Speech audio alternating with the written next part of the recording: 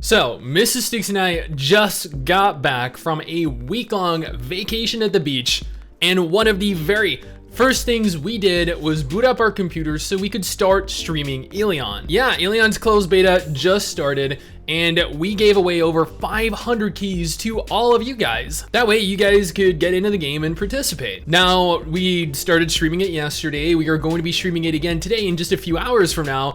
And we are going to be streaming it again tomorrow as well over on our Twitch channel at twitch.tv/MMOBite. Now, we might have a few more keys to give away to those of you that want to come over and join us on Twitch. So make sure to click that Twitch link in the description and the pinned comment and come on over and join us for your chance to participate and win. But that is not all. We will also have closed beta keys for their second closed beta as well. And that is not all. We will also additionally have closed beta keys to give away for the upcoming Swords of Legends Online MMORPG 2. Yeah, we literally were having these closed beta keys pretty much thrown at our heads. And we have all of these to give away to all of you, all of our viewers, all of our active subscribers. Yeah, you are going to need to be subscribed to this channel to participate like always. Now, for the final Elyon closed beta keys, all you're going to have to do is be subscribed to the channel and come on over to our Twitch stream,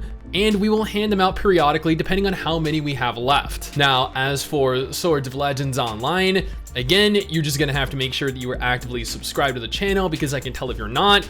And you're going to have to go down into the comment section below and tell me why you want to play Swords of Legends Online. It's really that simple. I'm not sure how many keys I'm going to get for Swords of Legends. I might have 10, I might have 50, I might have 500. I'll do a more updated video on exactly, specifically how many I have the closer we get to its beta. But I will be choosing the best responses below and sending those people their keys. But we will also have additional keys for people that are part of our Discord. If you're not already, make sure you join our Discord. For those of you that follow Mrs. Sticks and I on Twitter, for those of you that follow us on Facebook, seriously, there are a plethora of ways with which you can enter, and I am more than happy at giving as many of you guys as possible the opportunity to participate in all of these brand new upcoming MMOs. And trust me, I am asking for the maximum amount of keys that I can acquire. Now, with all of that out of the way, let's jump right into this weekly bite of MMORPG news.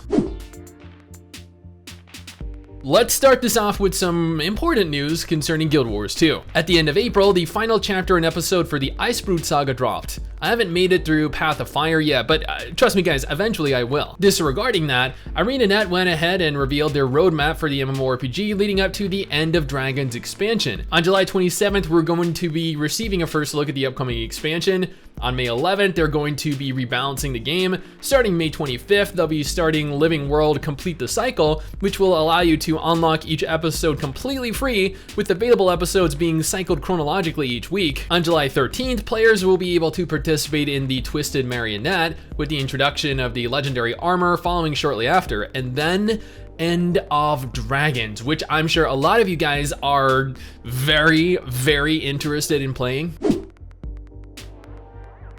Players that were eagerly anticipating Project BBQ, Nexon, and Neepo's upcoming open world action MMORPG are going to be in for quite a surprise. See, Project BBQ now has an official title, Dungeon and Fighter Overkill. Not only that, the game has an entirely new direction as well, with regards to combat, with regards to the graphical style, with regards to the world in its entirety. Now, I am going to have a dedicated video up for this next week discussing every change that was made to the game, including my overall thoughts on the new direction, but suffice it to say, it is definitely an interesting direction to take the game.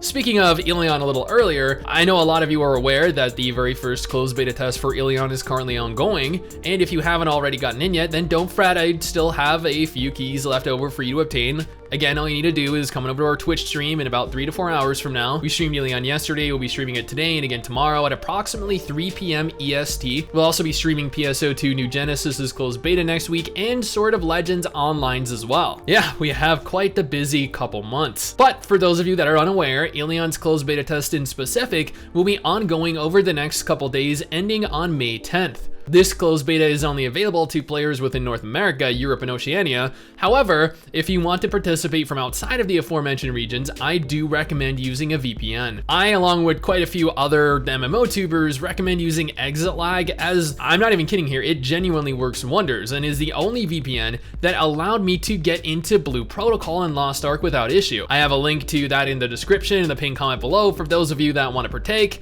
But there are other VPNs if you're not a fan of this or don't want to fork out the money for it. I also want to note that the closed beta has definitely had some issues thus far, with the main concern being connectivity, but they are looking to adjust the duration of the closed beta accordingly to compensate players for the time that they didn't get to spend participating. I know a lot of you were very disappointed and also both shocked and baffled to see Gameforge shutting SoulWorker down, right? Now, you will be glad to know that the official developer Lion Games have announced that SoulWorker is returning globally on May 13th. This means that there will be no IP blocks at all, with North American and European players alike being able to jump into the game and play it. And the best part of all of this is that the content updates are going to be significantly faster, as Gameforge won't need to wait over a year to publish the changes that South Korea gets. Instead, the updates are going to be developed for a global audience. This means new areas, it means new characters, everything. So, while it is disappointing that you're going to need to start the game from scratch, this is going to be a substantial upgrade over the version we had up until this point, and I am going to be there playing it. And I hope that you guys are too.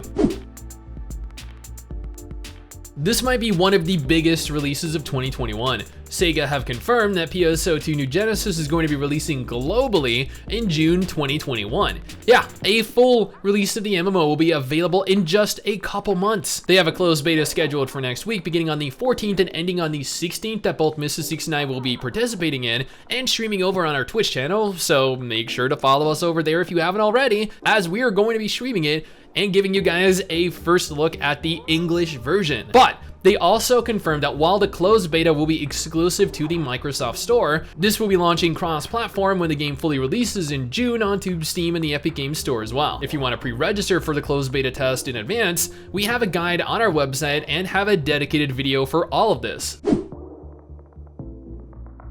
I feel like the game has probably been beyond covered to death over the last couple months, but in an interesting turn of events, the girlfriend of the lead developer for Dreamworld came out with a video recently and discussed his character in depth. She elaborated on the type of person he was, how he lied in his promotional videos about not only his relationship with her, but an interesting number of other things. Although, interestingly enough, she went on to reveal that the main dev himself had been working on the game longer than he led on to believe, and that this was more than just a quick buck for him, which is interesting to note, as nothing he's done thus far has shown anything other than displayed scammer tendencies. You should definitely check her video out if you're interested in following the drama, or you're just curious of why they broke up. It's actually kind of a funny story.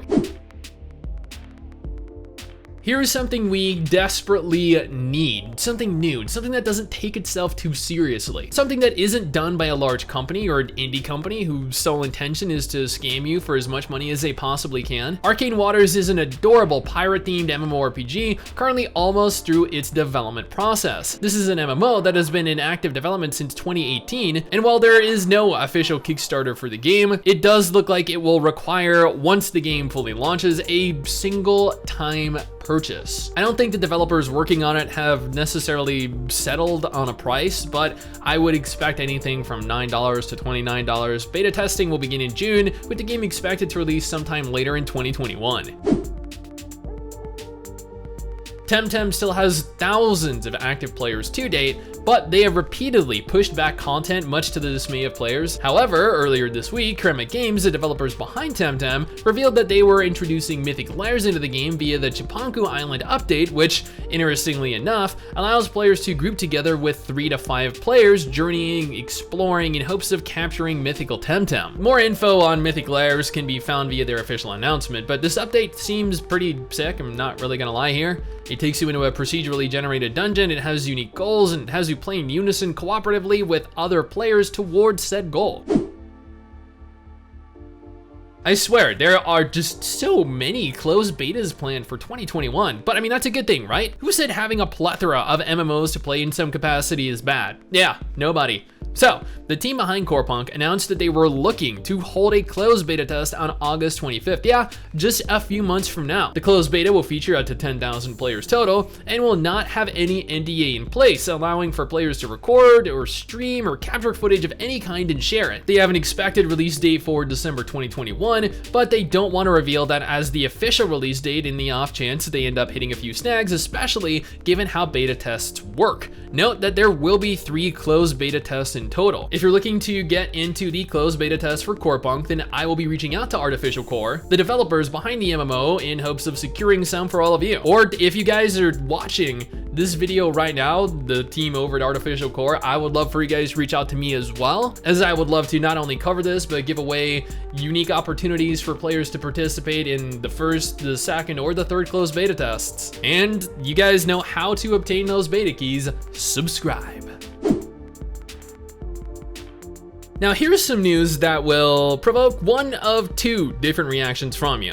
Hype or disgust. Ashes of Creation has introduced a brand new package for their Alpha 1 test phase, and it costs a whopping $500. This has caused quite a few players that have been on the fence with regards to the game to climb down the fence, to calmly turn their backs on the game and abandon it forever. The reasoning, according to the developers, this is not going to really even be a game.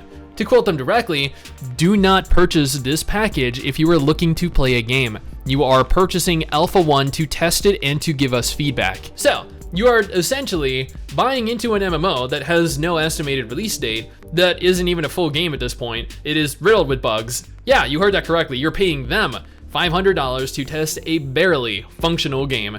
They're not paying people to test the game, not at all. And this has infuriated players beyond belief. And while I do think that $500 is an absurdly asinine price to pay to play, for lack of a better word, an MMO that won't be in a fully playable state for years to come, it is up to the players that want to invest that money into the game. We can't tell them what to do with their money, but this does seem to be an exorbitant price nevertheless. Here is another new indie MMORPG. Well, I mean, more specifically, according to the developers, a pixel soul-like MMORPG, which sounds pretty cool. And while honestly, I'm not typically a fan of Souls-like games, not really being much of a Dark Souls fan myself, I do want to note that this is a fairly unique-ish idea. New Eden is set in a sci-fi cyberpunk world, blending intense strategic combat with pretty damn fluid animations, a leveling system, unique skills, an open world, and narrative, and, well, the developers state that they're hoping to push the boundaries of what can be expected out of a modern indie MMORPG, which is quite a grandiose statement to make and is often made by every other developer out there. But the fact that you can play this game right now and that they do not have a Kickstarter scam page is definitely promising. Here's hoping to see more of this game in the coming years. Rise Online World is a new Turkish tab-target MMORPG. It's currently in alpha testing, allowing for players anywhere in the world to register, to log in, and to instantly begin playing. I have a pre-registration guide for this on our website, mmobi.tv, so I urge you to navigate on over there if you're interested in participating. The alpha test is going on for, I believe, the entire month of May, and admittedly, this was quite a bit of fun to play through. There are various aspects of the game that definitely needs work, but this game has shown more progress than almost any other indie MMO in recent memory. I know TERA doesn't really receive much in the way of new content anymore, or at the very least the PC version of TERA doesn't, but TERA Console definitely does. The console incarnation just introduced a brand new Immortal Manaya's core dungeon into the game, and rolled out various different changes to other existing dungeons, which should hopefully make things a little easier for players. Whether you thought they needed to be easier is a different concern entirely though. Odin Valhalla Rising went into pre-registration last week, allowing for players to begin signing up in preparation for the first large-scale test phase. I have a full guide on how to successfully pre-register for the test phase on our website, like always. So, if that is something you are interested in testing out, while you can, I urge you to go ahead and pre-register for the game while you still possess the opportunity to. And that is it. That is all of the MMO related news that has been brought to my attention over the course of the last 2 weeks. If you don't have anything I missed, then feel free to go down into the comment section below, leave a comment, or go ahead and contact me via Discord, via Facebook, via Twitter or Instagram, or wherever you can find me. Make sure to include a link to the article if applicable, and I will go ahead and include that topic, that article, that game in a follow-up video or in the next weekly bite of MMORPG news video. Anyway guys, that is it from me. Thanks for watching. Hopefully you enjoyed the video. Don't forget to subscribe for more content like this, and I'll see you guys next time. Peace. Someday soon I'm gonna make it. Yeah.